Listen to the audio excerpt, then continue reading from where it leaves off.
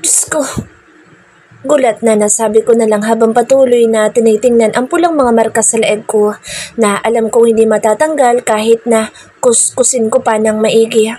Kitang-kita iyon at kahit ilugay ko pa ang buhok ko ay hindi pa rin matatakpan. Hindi ko mabilang pero lagpas 10 ang mga iyon. Problemado ako napapikit saka napahilot sa noo ko dahil hindi ko alam ang gagawin. Ang laking kagat at lamok naman ito. At dahil wala naman akong magawa ay pinili ko na lang maligo. Paglapat ng maligamgam na tubig sa katawan ko ay kaagad ako nakaramdam ng ginhawa. Tila nabawasan ang sakit sa buo kong katawan na siyang gusto ko ring mangyari. Matapos kong maligo ay lumabas akong nakatapis lang ng tuwalya at ang malalamig at striktang mata ni Jamila ang sumalubong sa akin. Faith, hindi ako ipinanganak kahapon kaya alam ko kung ano iyan. Ako malalagot sa nanay at tatay mo kaya umayos ka. Babantayan na kita. Seryosong sabi niya saka mabilis siyang pumasok sa banyo. Napalunok naman ako ng mariin saka napahawak sa dibdib ko na sobrang lakas ng kabog. Sobra ang kabang nararamdaman ko sa mga posibleng mangyari. Ginawa ko lahat para matakpan ang mga pulang marka ko sa leeg at nagawa ko naman iyon sa tulong ng pulbo. Napahinga ako ng malalim dahil naitago ko nga pero alam kong mawawala rin ang pulbo mamaya kaya kailangan kong magdoble ingat. Ano po itinutunganga mo dyan? Amo ka ba dito? Striktang tanong sa akin ni Manang Janet nang makita ako nakaupo din sa kama ko. Lalabas na po. Sabi ko sa kadali-dali na tumayo. May hapdi pa rin sa gitna ng mga hita ko pero hindi na siya tulad kanina na para akong hinihiwa sa dalawa. Dali-dali akong pumasok sa loob ng mansyon nang hindi ko makalma ang puso. May kaba sa akin dahil hindi ko mapigilang isipin na may nakakaalam kung ano man ang ginagawa namin ni Senyorito. It's funny because I could only call him by his name during our intimate times. Pero kapag wala ay nandito pa rin ang respeto sa akin na amo ko siya at katulong lang ako. Pero ano nga ba itong lahat? Naguguluhan ako pero gusto ko tong mga nangyayari. Si Sir Jean, nandito. My God, kumpleto na agad ang umaga ko. Kinikilig na sabi ni Ate Gina sa tabi ko kaya tiningnan ko siya na nagtatanong. Ha? Basta, si Sir Jean, mayaman rin at kuwapo at kaibigan ng senyorito. Nasa sala siya. Tara, silipin natin. Hindi na ako nakatanggi pa kasi agaran na akong hinila ni Ate Gina para sumilip sa sala. Kaagad kong namataan ang pamilyar na lalaki na halos kasing tangkad lang na senyorito. Kuwapo rin at mukhang mabait. Kuwapo, hindi ba? Kinikilig na bulong na Ate Gina kaya wala ko sa sarili na tumango. Ilang sandali pa inatanaw kong papalapit sa lalaking tinutukoy ni Ate Gina, ang lalaking kasalo ko sa init sa buong magdamag. Nag-init ang pisngi ko nang makita ang perpekto niyang katawan dahil sa hapit na suot niyang khaki short at plain na white na t-shirt. I can't believe I saw every inch of him last night. Biglang may kiliti at init na dumaloy sa katawan ko kaya agad akong tumigil sa pagsilip. Guwapo ang isang lalaki pero mas guwapo si Senyorito. Siya na yata ang pinakagwapong lalaki na nakita ko. Siya ang pinakagwapo para sa akin. Ang hirap mamili, hindi ba? Natatawang tanong ni Ate Gina kaya napalunok na lang ako at peke nang umiti bago naglakad patungo sa kusina. Ikaw, Faith, ihatid mo ito sa sala. Huwag kang maging pabaya dahil may bisita sa Senyorito. Utos kaagad ni Manang Janet, sabay bigay sa akin ng tray na may laman na 2 kape. Opo. Nanginginig na sambit ko bago tumango. Sinunod kong utos niya. Dahan-dahan ako naglakad palabas ng kusina dala-dala ang tray. Nakayuko ako kasi hindi ko pa rin makontrol ang emosyon ko at hindi ko alam kung paano gagalaw sa harap niya. Sa mga ginawa namin kagabi ay hindi ko na talaga alam kung makakahinga pa ako na maayos kapag nakalapit na ako. Pagkarating ko sa sala ay kaagad kong inilapag ang kapeng dala sa center table at sa pag-angat ko ng tingin ay biglang nagtama ang mga mata namin ni Senyorito. Bagi akong natigilan nang makita na puro kalamigan lang ang mga mata niya, na parang wala siyang gana at hindi niya ako kilala. May biglang umusbong na sakit sa dibdib ko dahil doon. Magandang umaga po. May nambati ko kaya lang ay tumawa ng may hina ang lalaking bisita kaya doon ako napabaling. Hi Beauty, what's your name? Nakangising tanong nito sa akin kaya napalunok na lang ako ng mariin. Leave us now. Malamig na utos bigla kaya muli ako napabaling kay Senyorito na mukhang walang gana sa lahat. Kumirot muli ang dibdib ko sa hindi ko malamang dahilan. Leave. Ulit pa niya kaya mabilis akong yumuko saka tumalikod para umalis. Pero bago pa ako makalayo ay may narinig akong labis na nagbigay ng sakit sa akin. Na tila rinig ko ang pagkabasag ng puso ko sa maliliit na piraso. I know that look. Nalawayan mo na? For real? Maid? Nakakainsultong salita galing sa bisita. Napatigil ako sa paglalakad at biglang namuo ang mga luha sa parehong mga mata ko. Para din akong nawala ng lakas sa mga oras na ito at gusto ko na lang hilingin na kainin ako ng lupa. Shut up, Jean. Malamig na sagot na senyorito. Mabilis ako naglakad pero hindi ako tuluyang bumalik sa kusina. Nagtago ako sa pader para marinig ang mga pag-uusap nila. Evan, come on. I know you. You are dumb shit. The guy laughed so hard after he said that. Biglang tumulo ang isang butil ng luha sa mga mata ko dahil wala pa man akong naririnig na salita para makumpirma ang hinala ay alam na alam ko na. I should have known it from the very beginning. I don't repeat girls. And come on, no string attached. Those words literally killed me. Para kong sinaksak ng libu-libong punyal sa iba't ibang parte ng katawan sa katotohanang narinig. May ideya na ako na ganito nga pero hindi ko inaasahan na ganito kasakit. Para akong nauubusan ng hininga paunti-unti. It's torturing me. No strings attached. Dumb. Should I be proud? But the girl is beautiful. Shut up. You irritate me a lot. Go to your house. Wait. I'm enjoying this. What would you do? Fire the maid? The shit I said good, by the way. Tom, sex is sex. What are you saying? She's unlucky then because you are her señorito. Tom, her angelic face. Just never knew na pumapatol ka sa katulong. Shut up now. I can have sex whoever I want. I'm playing. Don't lecture me because we're the same. Hindi ko na kaya pa ang mga naririnig kaya iyak ako ng iyak na pumasok sa kusina. Kaagad ko nakuha ang atensyon ng mga kasamahan ko kaya mabilis nila akong dinaluhan. Mas lalo akong humagulo habang hawak ang dibdib kong naninikip. He's playing. Ang tanga ko para magpadala. But what should I do?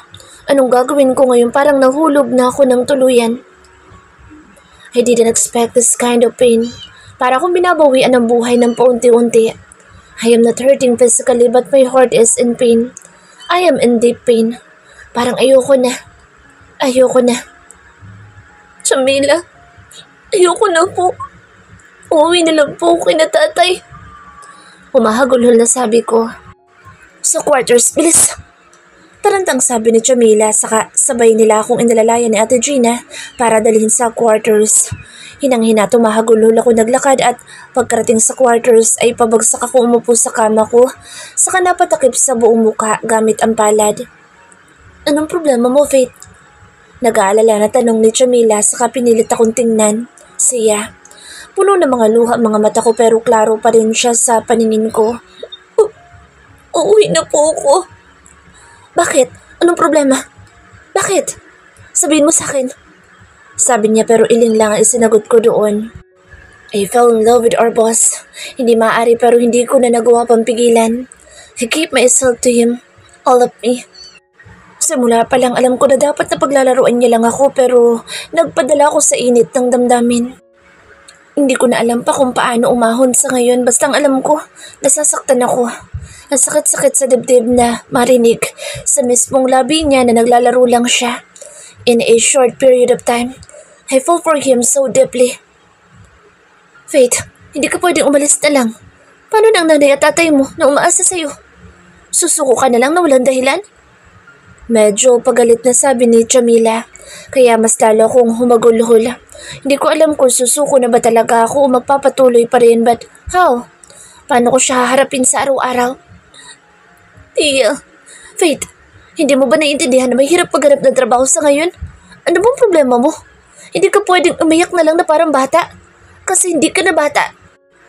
Huminga ako ng malalim saka napapikit ng mariin dahil sa mga sinabi niya.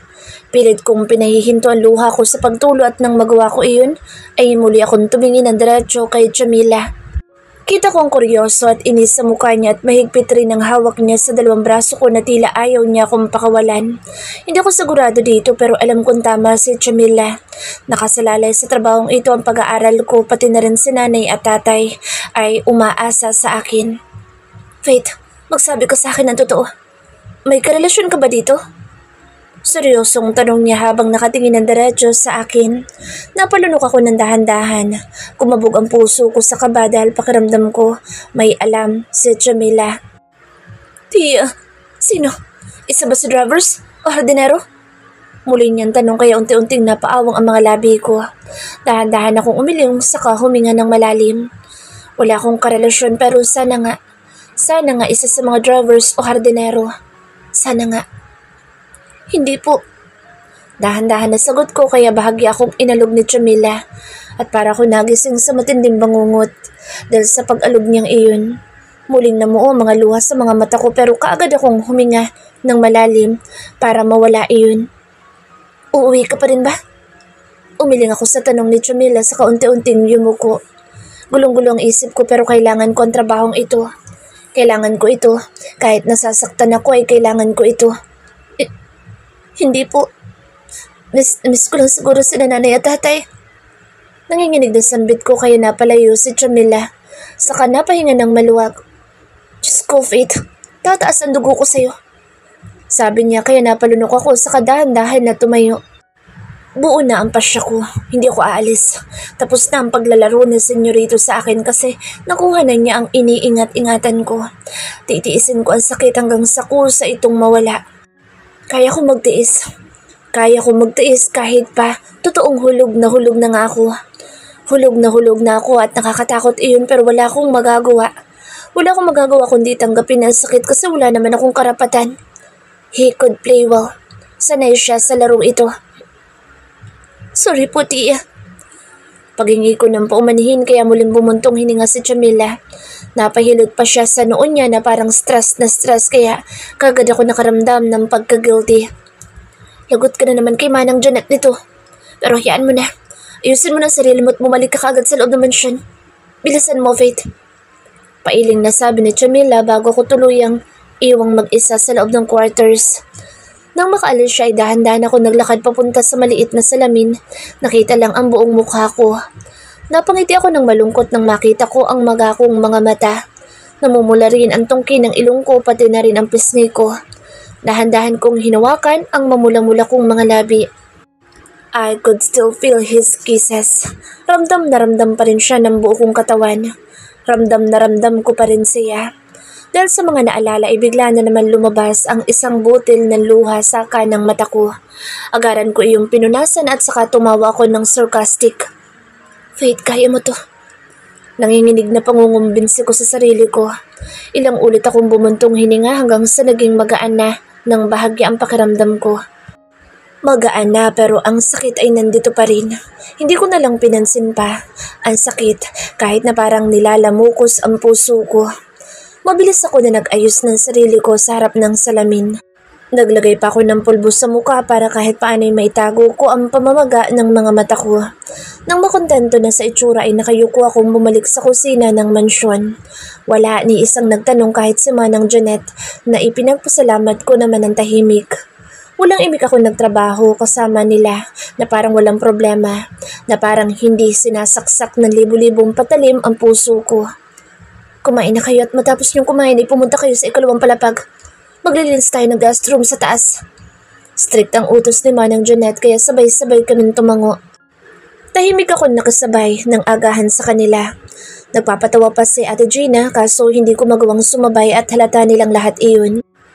Walang ni isang nagtanong sa akin na mas gusto ko kasi hindi ko alam kung makakaya ko ba kung hindi umiyak kapag may nagtanong sa akin. Sobrang hina ng puso ko ngayon at parang gusto ko na lang sanang umiyak na umiyak. Gusto kong iiyak lahat ng sakit dahil baka sakaling mawala na ito kinabukasan. Pero imposible iyon. Tiniis kong hindi mag-breakdown hanggang sa matapos kumain. At tulad ng utos ni Manang Janet ay agaran kaming pumunta sa itaas matapos kumain. Laking pasasalamat ko kasi hindi ko nakita si senyorito. Kabog nagkabog ang dibdib ko sa kaba. Ayoko siyang makita. Tapos na siya sa akin. Tapos na ang paglalaro niya at hindi ko kayang makita ang mukha niya. Nasasaktan ako. Faith, may babae raw si Senyorito kagabi. Sabi ni Ate Anding. Siya daw nagpalit ng bedsheet ni Senyorito.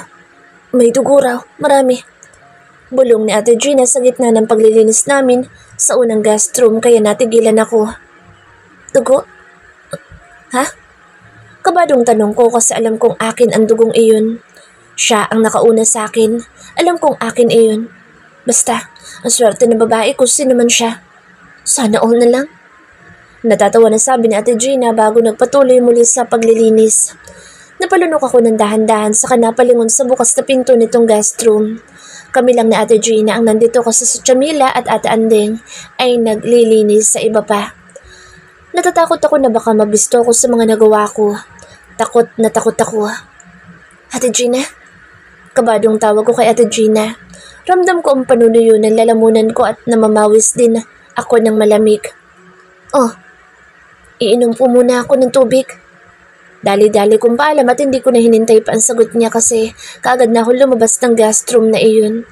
Saktong paglabas ko sa pinto ng guest room ay kaagad kong nakita ang isang tao na nagpaparamdam sa akin ng sakit at saya. Kaagad ako natigilan habang nakatingin sa kanyang parang wala lang pakialam. Wala siyang reaksyon. Kakalabas lang din niya sa kwarto niya at kasalukuyang walang damit pang itaas. Where's Manang Janet? Malamig na tanong niya sa akin kaya napakurap ako ng 3 beses. Hindi ko po alam. Mahinang sagot ko kaya malamig niya ako sinuyod ng tingin at matapos iyon ay muli siyang pumasok sa loob ng kwarto niya na walang pakialam. Mas lalo ako nakaramdam ng sakit dahil doon kaya hindi ko na napigilan pang sumandal sa pader. Nanginginig ang buong katawan at muling namuo ang mga luha sa mga mata ko. His eyes were cold now. Hindi ko na makita ang pamilyar na init mula dito. Tila nakalimutan na niya. Tila hindi niya ako naaalala.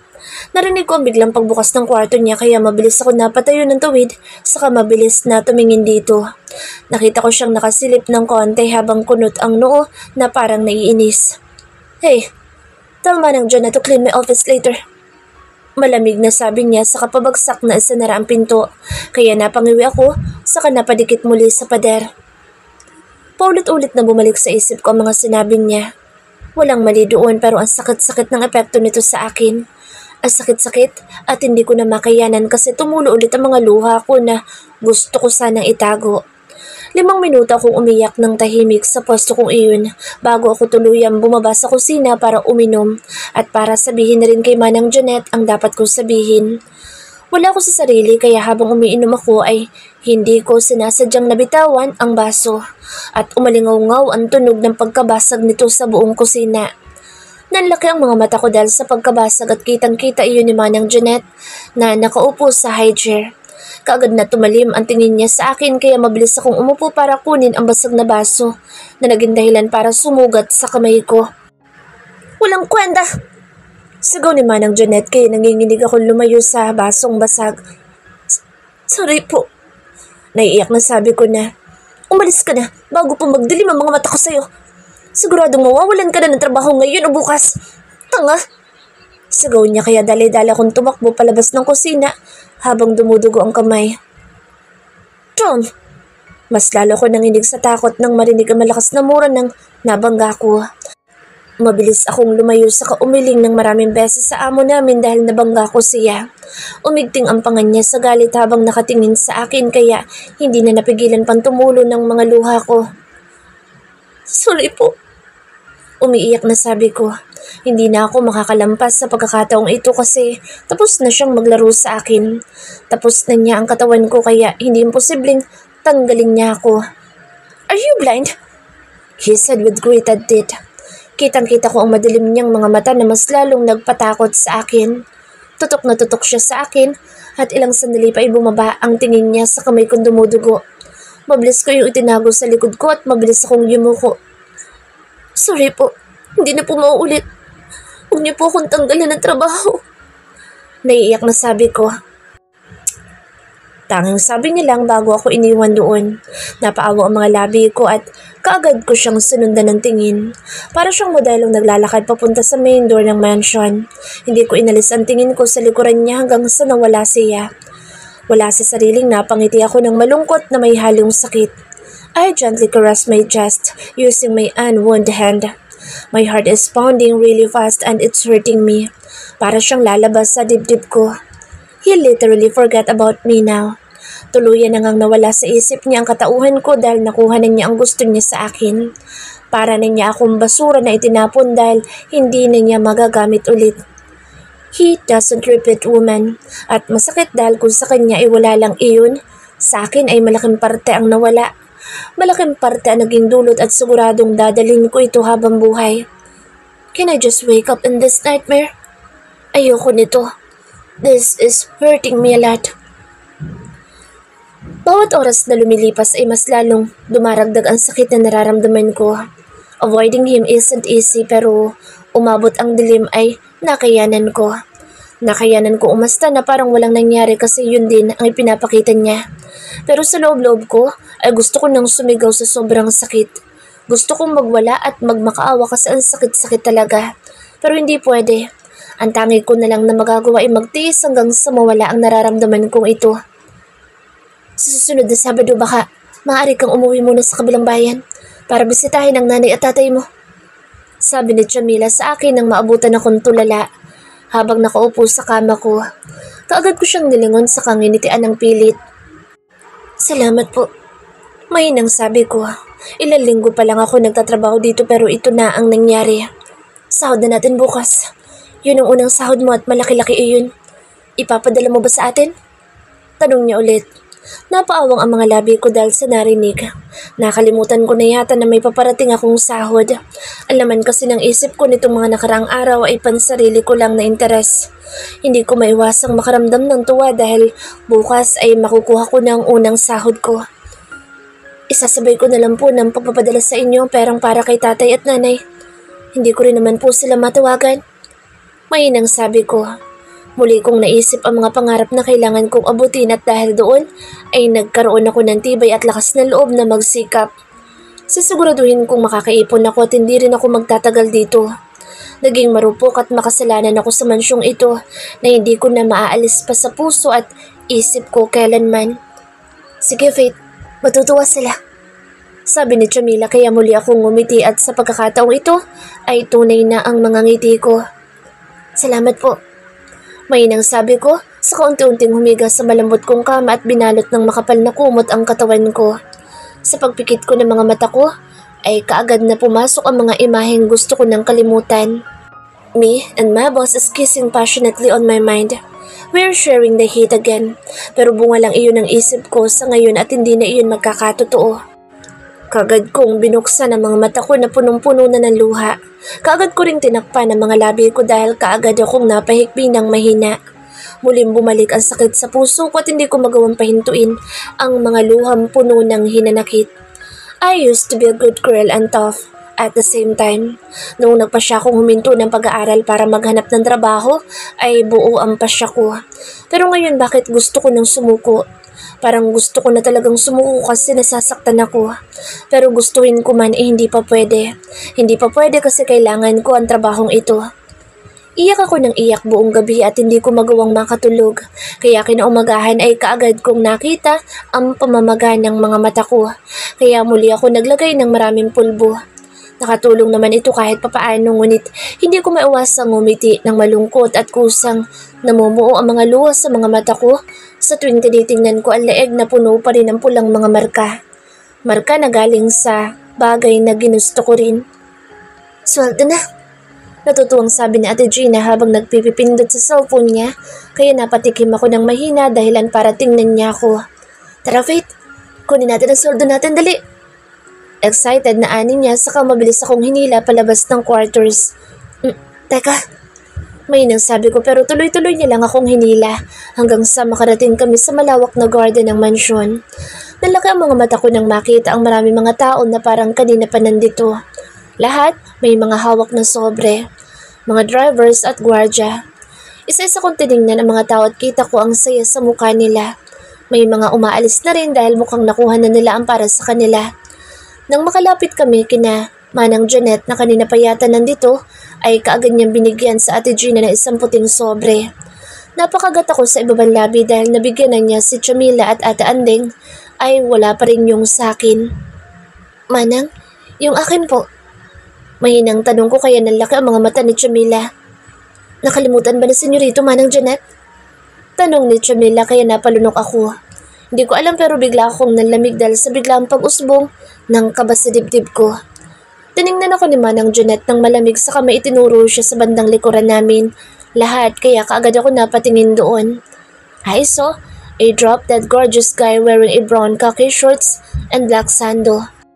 May kausap na isa sa mga drivers at seryoso lang itsura. Mas lalo akong kinabahan dahil doon. Kunin mo kay senyorito ang sahod mo, Faith. Hindi niya ibinigay sa akin kaya sa kanya mo kunin. Sabi ni Manang Janet kaya dahan-dahan akong lumunok at kabadong napatingin kay Chamila. Make it faster. My friends will come after a few minutes. Dinig ko sabi ng malamig na boses kaya ang lahat ay nagsimula ng maglakad paalis. Nanigas naman ako sa kinatatayuan ko. Hindi pa ako gagalaw kung hindi lang ako itinulak ni Ate Gina ng mahina. Kunin mo na ang sahod mo. 20,000 yun, dali na. Pamimilit ni Ate Gina bago siya sumabay ng paglalakad sa iba pang trabahador, paalis sa malawak na garden na ito. Napalunok ako ng dahan-dahan saka nagsimulang maglakad palapit sa nakatalikod na si senyorito. Sobrang bilis ng kabog ng dibdib ko sa bawat hakbang na ginagawa ko at tuluyan akong huminto ng 1 metro malayo sa kanya. Nakatalikod pa rin siya tila hindi niya naramdaman ang presensya ko. Mahina akong tumikim sa kabahagyang yumuko. Magandang araw po, senyorito. Sabi po ni Manang Janet sa'yo ko raw po kunin ang sahod ko. Nalalamig na sambit ko kaya dahan-dahan siyang humarap sa akin. Kaagad na nagtama ang mga mata namin kahit pa nakayuko ako ng bahagya. Kaya 2 beses akong kumurap sabay lunok pa. Hindi ko kayang tumitig sa mga mata niya. Hindi ko kaya. Parang nangangain ang mga may itim niyang mata. Here. Malamig na sabi niya sabay lahad ng sobrang kulay puti pero makapal. Tila makapal ang nasa loob. Napaawa ang mga labi ko saka nanginginig kong inabot ang sobre. Nang maabot ko ang sobre ay kaagad siyang naglakad papasok ng mansyon kaya napahigpit ang hawak ko sa sobre habang tinatanaw siyang papalayo sa akin. Nang tuluyan na siyang mawala sa paningin ko ay nagsimula akong maglakad pabalik sa quarters. Naabutan ko ang mga kasama ko na nagkukwenta ng mga sahod nila. Nakuha mo, Faith? Tanong ni Chamila kaya marahan akong tumango na may kasamang ngiting marahan. Isipin mo na kaagad kung anong bibilhin mo para sa sarili mo. Masayang sabi ni Ate Gina habang may hawak sa 2,000 kaya lumaki ang ngiti ko. Hindi ako bibili ng kahit na ano kasi iipunin ko ang matitirang pera ko. Iipunin ko para makaalis na ako kaagad sa mansyong ito. Dahan-dahan ako umupo sa kama ko na bahagyang nakatalikod sa kanila. Tiningnan ko sobrang hawak at hindi ko maiwasang kabahan kasi makapal itong hawak ko kasi sobrang natanggap kanina ng mga kasamahan ko. Todo ang kabog ng puso ko nang dahan-dahan kong buksan ang puting sobre. Tumabad sa akin na napakaraming 1,000. Nanlaki ang mga mata ko sa kapatagong binilang ang maraming perang iyon. Abot 100,000 ang laman pero imbes na sumaya ay parang piniga ang puso ko sa perang natanggap. Ate, magkano ang sweldo natin dito? Nanginginig na tanong ko habang pilit ibinabalik lahat ng pera sa sobre. Ha? 20,000 ang sweldo natin? Parang professional?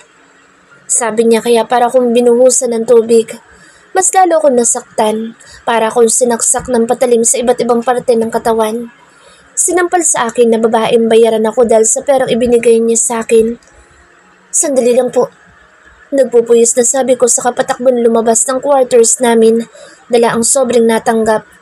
Tumulo ng masagana ang mga luha ko at wala na akong pakialam kung may makakita man kasi tuloy-tuloy akong pumasok sa mansyon. Hindi ako babaeng bayaran at kailanman hindi ko ibebenta ang sarili ko. Nang hindi ko nakita si senyorito, sa unang palapag ay hindi ako nagdalawang isip ang umakyat sa taas. Nagpupuyos ako sa galit at kahit malukot na ang sobrang hawak ko ay wala akong pakialam. Agad akong nakarating sa harap ng kwarto niya kaya mabilis akong kumatok ng sobrang lakas. Halos suntukin ko ng pinto sa galit at nang bumukas iyon ay kaagad ko siyang nakita. Kunot ang noo niya kaya hindi ko napigilan pang sampalin siya sa kanang pisngi ng sobrang lakas na halos pati palad ko ay nakaramdam ng hapdi. Kita ko ang mabilis na pagpula ng pisngi ng sinampal ko pero hindi man lang ako nakaramdam ng pagka-guilty. Lamang na lamang ang galit ko kahit pamahal ko siya at kahit pagmamayari niya ang tinatapakan ko ngayon. John! Mura niya habang umiigting ang panga kaya mas lalong naging masagana ang luha ko na naghalo na dahil sa sakit at galit. Mabilis kong tinapon sa mukha niya ang sobrang may laman na pera kaya mabilis itong nagkalat sa sahig. Sinundan niya ng tingin ang mga pera bago niya ibinalik ang mga mata niyang sobrang dilim sa akin. Pero sa ngayon ay hindi ako nakakaramdam ng kahit na anong takot kasi nalalamangan ito ng galit ko. Hindi ako babaeng bayaran! Sagaw ko sa kaakmang sasampalin siya ulit pero mabilis niyang nasalo ang kamay ko sabay tapo ng malakas kaya bahagya akong napahakbang paatras. What's your problem? Can't you just be happy that I gave you that money? Umiigting ang pangasabi niya sabay hakbang palapit sa akin kaya buong lakas ko siyang itunulak sa dibdib. Iyon ang naging dahilan kaya hindi natuloy ang paghakbang niya. Para saan? Para saan ha? Para saan ang 100,000 na yan? Hindi ako babaeng bayaran na matapos mong ang kanilang babayaran mo. Sigaw ko na halos umalingaw-ngaw sa buong mansyon.